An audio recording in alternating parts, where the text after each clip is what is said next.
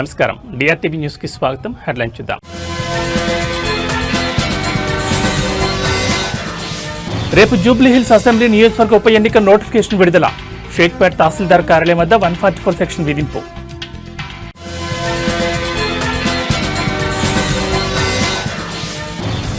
విశాఖలో AI data centre కు మంత్రి నారా లోకేష్ శంకుస్థాపన.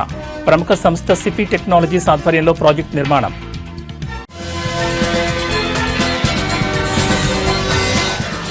కడపలో మద్యం మత్తులో యువకుడి వీరంగం. రోడ్డుకు అడ్డంగా కారు పెట్టి హల్చల్.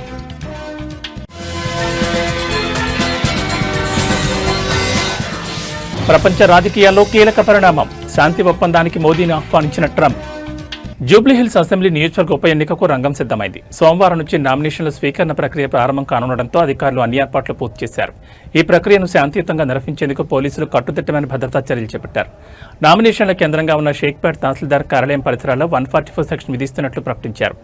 ఉప ఎన్నికల నేపథ్యంలో నామినేషన్ దాఖలు సమయంలో అభ్యర్థులు ర్యాలీలుగా వచ్చే అవకాశం ఉండడంతో ఎలాంటి అవాంఛనీయ ఘటనలు జరగకుండా పోలీసులు ముందస్తు చర్యలు చేపట్టారు. ఎన్నికల కార్యాలయం వద్దకు వాహనాలను పూర్తిగా నిషేధించారు. నామినేషన్ దాఖలు చేసే అభ్యర్థితో పాటు కేవలం 4 మాత్రమే కార్యాలయంలోకి అనుమతించనున్నారు. తహసీల్దార్ కార్యాలయానికి వెళ్లే 18 మార్గాల్లో ప్రత్యేకంగా చెక్పోస్టులు ఏర్పాటు చేసి నిఘా పెంచారు. మరోవైపు ప్రధాన రాజకీయ పార్టీలు ఇప్పటికే తమ అభ్యర్థులను ఖరారు చేసే పనిలో ఉన్నాయి. అధికార బీఆర్ఎస్ పార్టీ తరపున మాగంటి సునీత పేరును ప్రకటించగా కాంగ్రెస్ పార్టీ నుంచి నవీన్ కుమార్ బరిలో నిలవనున్నారు. బీజేపీ అభ్యర్థి ఎవరనే దానిపై ఇంకా స్పష్టత రావాల్సి ఉంది. నామినేషన్లు వేయడానికి 10 రోజుల సమయం ఉండడంతో అభ్యర్థులు మంచి ముహూర్తం కోసం ఎదురుచూస్తున్నారు. పశ్చిమ మండలం డీసీపీ సిహెచ్ శ్రీనివాస్ నేతృత్వంలో ఈ బందోబస్తును పర్యవేక్షిస్తున్నారు. అడిషనల్ డీసీపీ, 2 ఏసీపీలు, 5 సీఐలు, 9 మంది ఎస్ఐలతో పాటు 59 మంది సిబ్బంది, 2 ప్లాటూన్ల బలగాలు ఎన్నికల విధుల్లో పాల్గొంటున్నాయి. నామినేషన్ ప్రక్రియ ముగిసే వరకు ఈ భద్రతా వలయం కొనసాగుతుందని అధికారులు స్పష్టం చేశారు.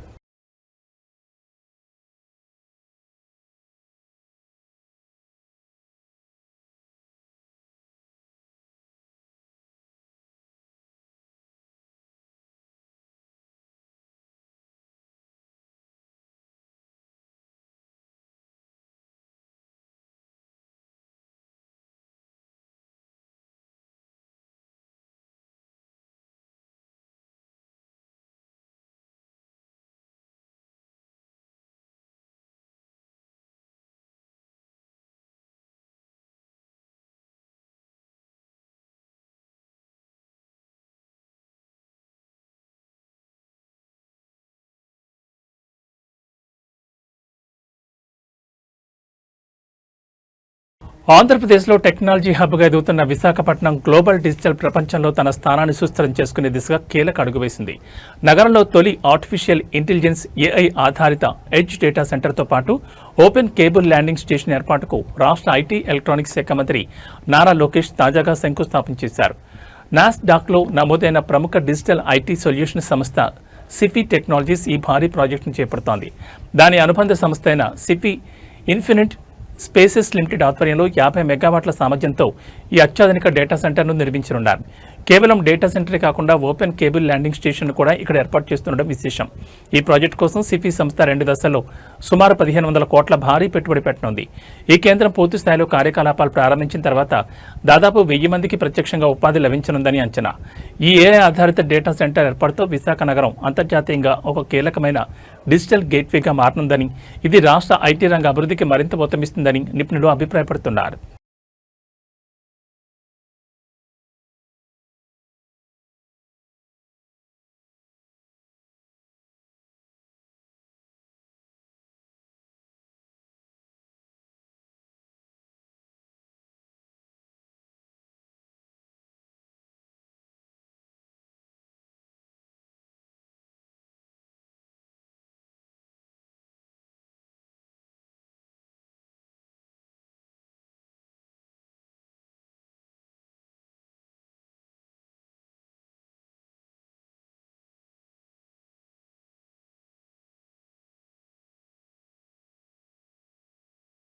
కడపలో మధ్యమత్తులో ఓ యువకుడు వీరంగం సృష్టించాడు. నడి రోడ్డుకు అడ్డంగా కారు పెట్టి దానిపైకెక్కి హల్చల్ చేశాడు. తన కూతురుపై రేప్ చేశారని, ఆమె చనిపోయిందని హంగామా సృష్టించాడు.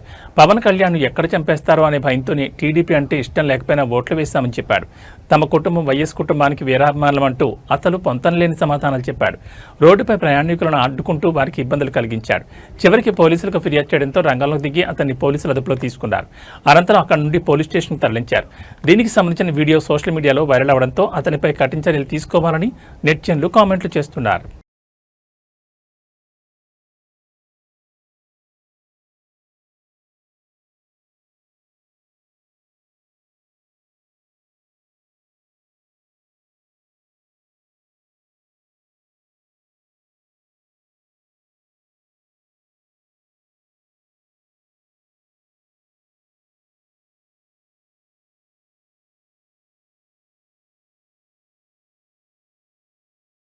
ప్రపంచ రాజకీయాల్లో కీలక పరిణామం చోటు చేసుకుంది. రేపు ఇజ్రాయెల్ హమాస్ మధ్య శాంతి ఒప్పందం చేసేందుకు రావాలని అమెరికా అధ్యక్షుడు డొనాల్డ్ ట్రంప్ భారత ప్రధాని నరేంద్ర మోడీకి ఆహ్వానం పంపినట్లు సమాచారం.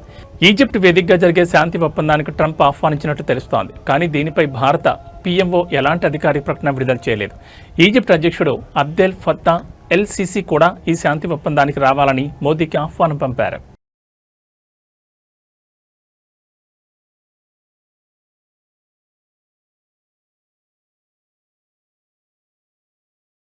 జనగామ జిల్లా 10వ ఆవిర్భావ దినోత్సవ వేడుకలు స్థానిక ఎన్ఎంఆర్ గార్డెన్లో ఘనంగా జరిగాయి. ఈ సంబరాలను సోషల్ వాయిస్ ఫౌండేషన్ మరియు జనగామ రచయితల సంఘం సంయుక్తంగా నిర్వహించాయి.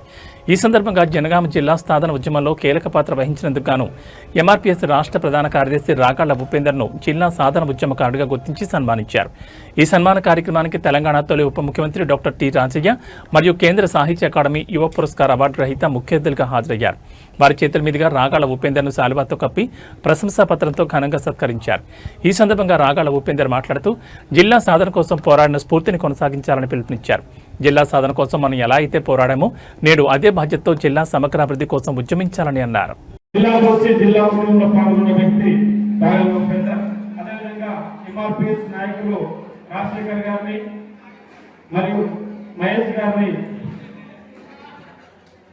అనిల్ గారిని వెనుక మీదకి రావాల్సిందిగా కోరుతున్నాం. దయచేసి త్వరగా అన్నారండి.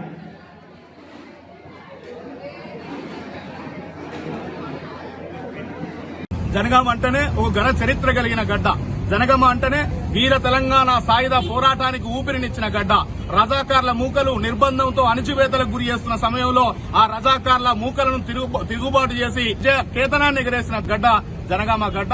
అలాంటి త్యాగాలకు వీరులకు పుట్టిన గడ్డ జనగామ. రవాణా పరంగా తెలంగాణ భౌగోళిక ముఖ చిత్రానికి సెంటర్. పరంగా అన్ని జిల్లాలకు ఈ జిల్లా నుంచి పోవడానికి అవకాశం ఉంటుంది. జనగామ జిల్లా చరిత్రలో సజీవంగా నిలిపే విధంగా, పోరాటానికి చిహ్నంగా ఉండే విధంగా తెలియాల్సిన అవసరం ఉన్నదనే విషయాన్ని కూడా మరొకసారి గుర్తు చేస్తూ, జనగామ పోరాడి సాధించుకున్న అభివృద్ధిలో మాత్రం వెనుకబడే ఉన్నది.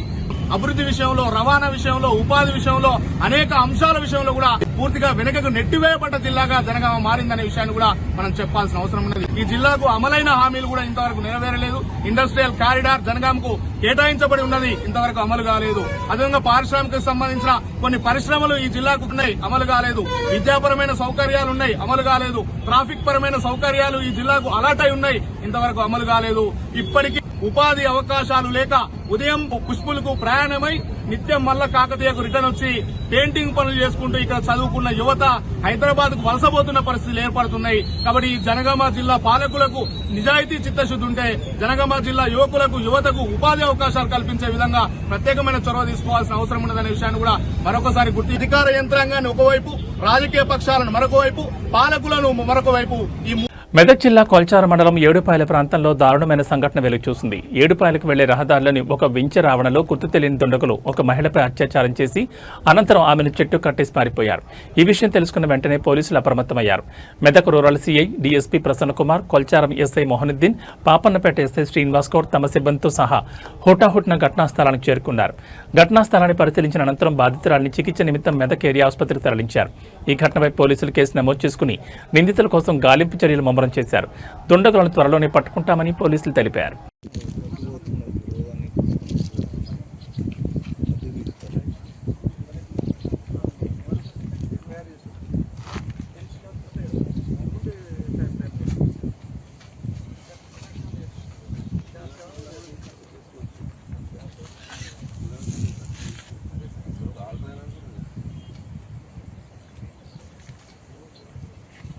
బెల్లంపల్లి మాజీ ఎమ్మెల్యే మరియు బీఆర్ఎస్ నాయకులు దుర్గం చెన్నయ్య పట్టణంలో ఇంటింటికి తిరిగి కాంగ్రెస్ పార్టీకి సంబంధించిన బాకీ కార్డును పంపిణీ చేశారు. ఈ సందర్భంగా ఆయన కాంగ్రెస్ పార్టీ హామీల అమలు తీరును ప్రజలకు వివరించారు. ఈ సందర్భంగా దుర్గం చెన్నయ్య మాట్లాడుతూ అసెంబ్లీ ఎన్నికల సమయంలో గ్యారంటీ కార్డుల ద్వారా అమలు కాని హామీలు ఇచ్చి కాంగ్రెస్ పార్టీ అధికారంలోకి వచ్చిందని ఆరోపించారు. అయితే అధికారంలోకి వచ్చిన తర్వాత ఇప్పటి వరకు ఒక్క హామీని కూడా అమలు చేయకుండా ప్రజలకు ముఖ్యంగా ఇంటింటికి లక్షలాది రూపాయలు బాకీ పడిందని తీవ్రంగా విమర్శించారు. కాంగ్రెస్ పార్టీ చేసిన ఈ మోసానికి రాబోయే ఎన్నికల్లో ఓట్ల ద్వారా తగిన బుద్ధి చెప్పాలని ఆయన బెల్లంపల్లి ప్రజలకు సూచించారు.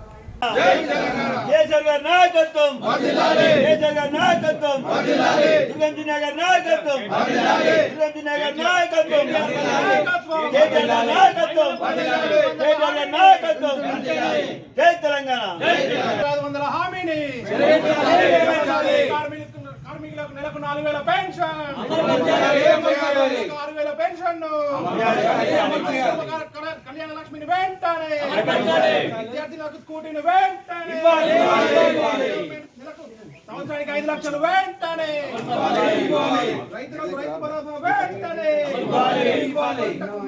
500 బోనస్ వెంటనే. ఓం సాయిరామ్, ఓం సాయిరామ్.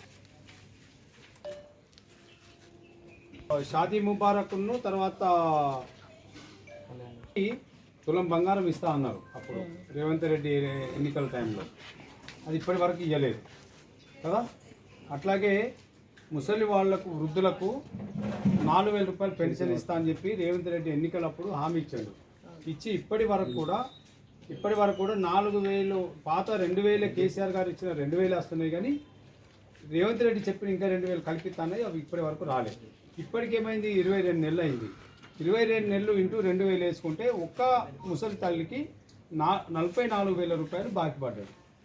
అయితే ఇంకా ఏమన్నాడు, ఇంకొక అడుగు ముందుకేసి రేవంత్ రెడ్డి ఏమన్నాడు, కేసీఆర్ గారు ఒక ఇంట్లో 2 వృద్ధులు ఉంటే ఒక్కరికే ఇస్తున్నాడు, నేనైతే అవ్వకిస్తా తాతకిస్తా, అవ్వకు 4,000 ఇస్తా తాతకు 4,000 ఇస్తా అని చెప్పేసి ఆ రోజు మాటిచ్చాడు. మాటిచ్చి అసలు ఇద్దరికి కాదు కదా, ఒక్కరికి కూడా 4,000 రూపాయలు ఇస్తలేడు. అంటే ఒక్కరికి ఇచ్చిన 2,000 రూపాయల చొప్పున 22 నెలలు అంటే 44,000 రూపాయలు రేవంత్ రెడ్డి వాళ్ళ ఒక్క ముసలి తల్లికి బాకీ పడ్డాడు. అది రేవంత్ రెడ్డి వెంటనే ఈ 44,000 ఏదైతే ఇస్తానన్న మాట ప్రకారం 44,000 ప్రతి వృద్ధురాలకు ఇవ్వాలి అని బీఆర్ఎస్ పార్టీ పక్షాన మేము డిమాండ్ చేస్తున్నాం. మహిళలకు ఇవాళ ప్రతి ఇంట్లో ఉన్నటువంటి 18 సంవత్సరాలు నిండినటువంటి ఒక మహిళ ఇంట్లో ఎంతమంది ఉంటే అంతమందికి 2,500 చొప్పున నేను ఇస్తా అని చెప్పి ఆ రోజు మాట ఇచ్చాడు. కోడలకు 2,500 ఇస్తా అన్నాడు, బిడ్డకి 2,500 ఇస్తా అన్నాడు, అత్తకి 2,500 ఇస్తా అన్నాడు, ముస్లాంకు 4,000 రూపాయలు ఇస్తా అని చెప్పి కట్టుకథలు మాటలు మాట్లాడిండు ఆ రోజు. అయితే ఇవాళ ఒక మహిళకు ఆయన ఎంత బాకీ పడ్డాడు, 2,500 ఇంటూ ఇవాళటి వరకు 22 నెలలు అవుతుంది. కాబట్టి ఒక మహిళకు 55,000 రూపాయలు ఇవాళ రేవంత్ రెడ్డి బాకీ పడ్డాడు. వెంటనే ఇవాళ రేవంత్ రెడ్డి మరి ప్రతి మహిళకు 55,000 రూపాయలు ఇచ్చి 2,500 రూపాయల స్కీమును అతను తప్పకుండా ఆ స్కీమును ఇంప్లిమెంట్ చేయాలని చెప్పేసి మా బీఆర్ఎస్ పార్టీ పక్షాన మేము డిమాండ్ చేస్తున్నాం. అట్లాగే వికలాంగులకు 6,000 రూపాయలు ఇస్తా అన్నాడు, 6,000 రూపాయలు ఇస్తా అన్నాడు. కాబట్టి మరి 22 నెలలు అవుతుంది, 22 నెలలు ఇంటూ 44,000 రూపాయలు ఇవాళ ఒక వికలాంగులకు బాకీ పడ్డాడు అతను. షాదీ ముబారక్ చెప్పిన కదా, షాదీ ముబారక్ కళారంగంలో విశేష కృషి చేసిన ప్రతిభావంతులను తమిళనాడు ప్రభుత్వం సత్కరించింది. చెన్నైలో జరిగిన ఒక ప్రత్యేక కార్యక్రమంలో రాష్ట్ర ముఖ్యమంత్రి ఎంకే స్టాలిన్ 2021, 22, 23 సంవత్సరాలకు గాను కలైమామణి పురస్కారాలను ప్రదానం చేశారు. మొత్తం 90 మంది కళాకారులు వివిధ విభాగాల్లో ఈ ప్రతిష్టాత్మక పురస్కారాన్ని అందుకున్నారు. 2021 సంవత్సరానికి గాను నటన విభాగంలో ప్రముఖ నటి సాయి పల్లవి ఈ పురస్కారానికి ఎంపిక కాగా ముఖ్యమంత్రి స్టాలిన్ స్వయంగా ఆమెకు అవార్డును అందజేశారు. అలాగే నటులు ఎస్జే సూర్య, విక్రమ్, ప్రభు తదితరులు కూడా పురస్కారాలు అందుకున్న వారిలో ఉన్నారు. సంగీతం, నృత్యం, నాటకం, సినిమా వంటి విభాగాల్లో విశేష కృషి చేసిన కళాకారులను ప్రభుత్వం గుర్తించి సత్కరించింది. కలైమామణి పురస్కారం తమిళనాడులో కళారంగానికి అత్యున్నత గౌరవంగా పరిగణించబడుతుంది. ఈ పురస్కారాల ద్వారా కళా సాంస్కృతిక రంగాన్ని ప్రోత్సహించడమే తమ ప్రభుత్వ ధ్యేయమని ముఖ్యమంత్రి స్టాలిన్ పేర్కొన్నారు. ఈ కార్యక్రమంలో ఉప ముఖ్యమంత్రి ఉదయనిధి స్టాలిన్ తదితరులు పాల్గొన్నారు.